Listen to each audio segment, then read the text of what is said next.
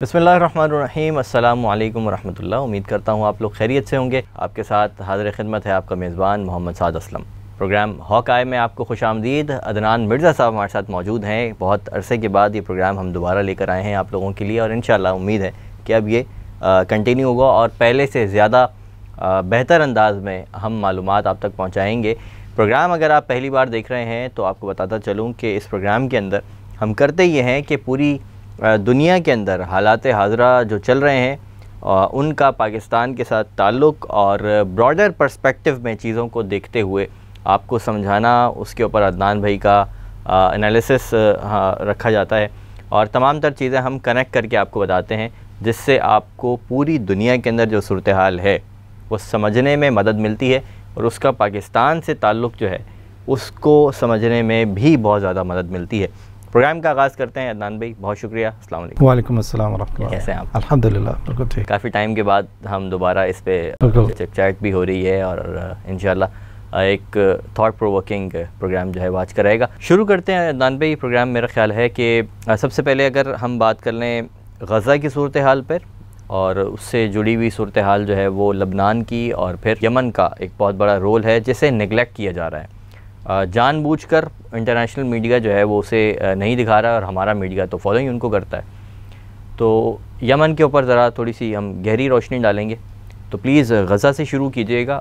बताइएगा कि गज़ा के अंदर इस वक्त क्या सूरत हाल है, ख़ास तौर से जो जुनूब की तरफ जब उनको शिफ्ट कर दिया गया था तो अब वहाँ पर क्या हालात हैं और जो हमने मिस की हैं ये जो अरसे में हमने चीज़ें, जिसके अंदर इस्माइल हनिया की शहादत है, याह्या संवार की शहादत है और इसके अलावा बड़ी बड़ी चीज़ें हुई हैं।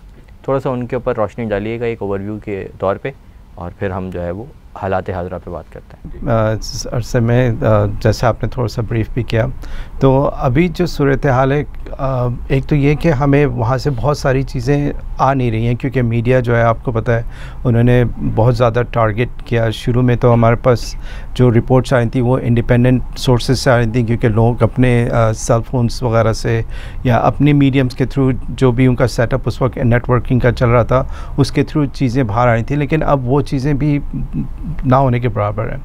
तो अब जो भी हमें वहाँ से ख़बरें मौसूल होती हैं वहाँ ये कि लाइक आए दिन वहाँ पर जो सूरत हाल है वो बिगड़ती हुई जा रही है। मीन कोई हॉस्पिटल्स नहीं है, बाकी जो डे टू डे लाइफ की चीज़ें हैं वो उन तक पहुँच नहीं है। 8 ट्रक्स को रोका हुआ है और आपको पता है वहाँ पर वैसे ही उन्होंने इतनी डिस्ट्रक्शन कर दिया कि कोई इंसान अपने इलाके में कुछ उगा भी नहीं सकता।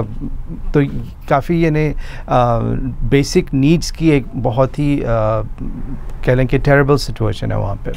अब जो सिचुएशन जो आ रही है वो नज़र वो पहले दिन से, हालांकि इज़राइल ने अपना एक स्टैंड लिया हुआ था और वो यही था कि बेसिकली गज़ा को किसी तरह से और श्रिंक कर दिया जाए, कि जो भी उसकी अभी तक बाउंड्री चल रही थी काफ़ी अरसे से उसको मज़ीद जो है वो ऊपर से भी और साइड से भी, लाइक आप कह लें कि नॉर्दर्न गज़ा से भी और आपका ईस्टर्न एंड से भी जो है ना इनको और ज़्यादा कंप्रेस करके बहुत ही छोटे से इलाके में कन्फाइन कर दें। उसके बाद भी जो है ना उनके ऊपर लाइक ऑक्यूपेशन वाली सिचुएशन जो है दोबारा की जाए। और अब क्योंकि यूएस के अंदर इलेक्शंस हुए हैं और ट्रंप जो है वापस से 47 president of the United states elect हो चुके हैं और उनके आते साथ ही जो है एक इज़राइल की जो आप कह लें कि जो फार राइट जो कोalition गवर्नमेंट है इनको एक तरह से एक बहुत ही मोरल बूस्ट हुआ है उनका। वो बेसिकली अब उनको लगता है कि अब उनके पास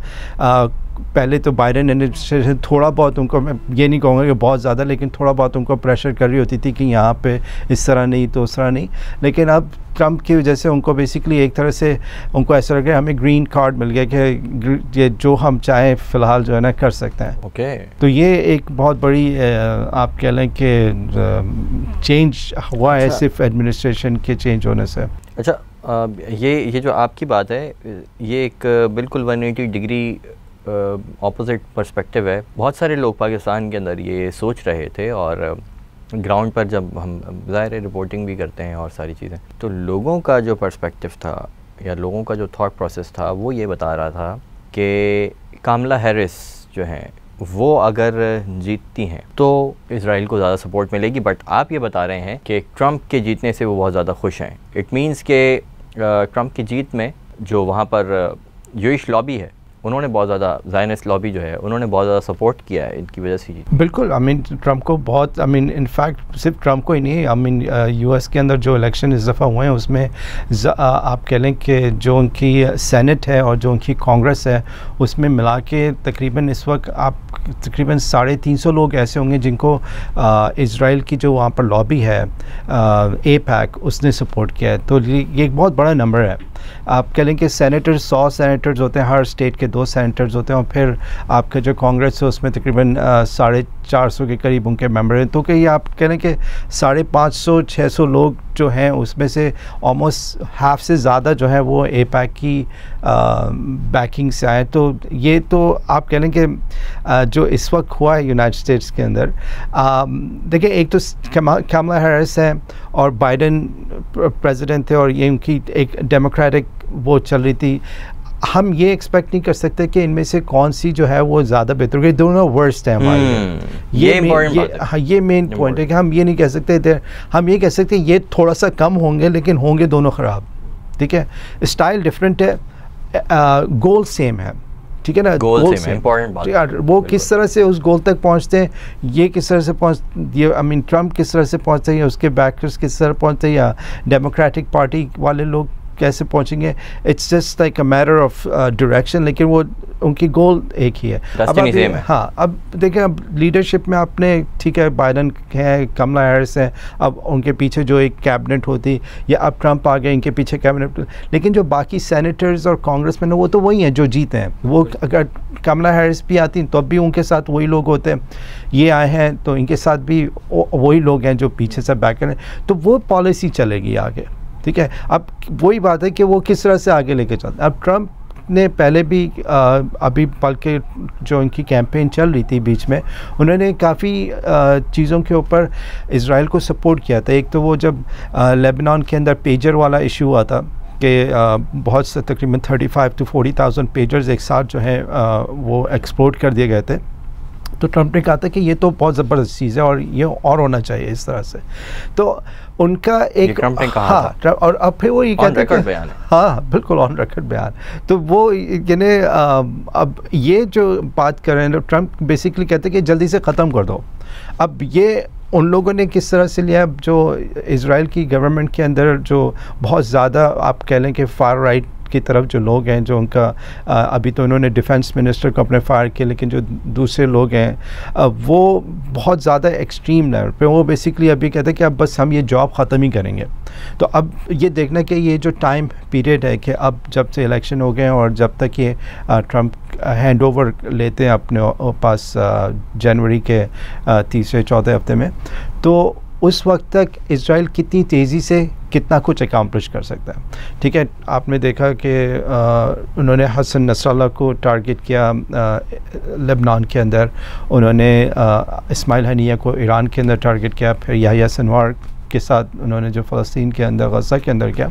तो ये बेसिकली टारगेट करें लीडरशिप को। ठीक है, और ये स्ट्रैटेजी आप देखें ये कोई मुख्तलिफ नहीं है यूएस की स्ट्रैटेजी से, कि यूएस ने भी जहाँ जहाँ उनको प्रॉब्लम नज़र आई है दुनिया के अंदर, उन्होंने लीडर्स को टारगेट किया। स्ट्रैटेजी सेम है। ठीक है, अब बेसिकली असम्पशन ये होती है कि जब अब आप लीडर को हटा देते हैं, फिर नीचे केओस होगा, हम केओस को किसी और तरीके से मैनेज कर लेंगे, लेकिन हम हेड को तो निकालो यहाँ से।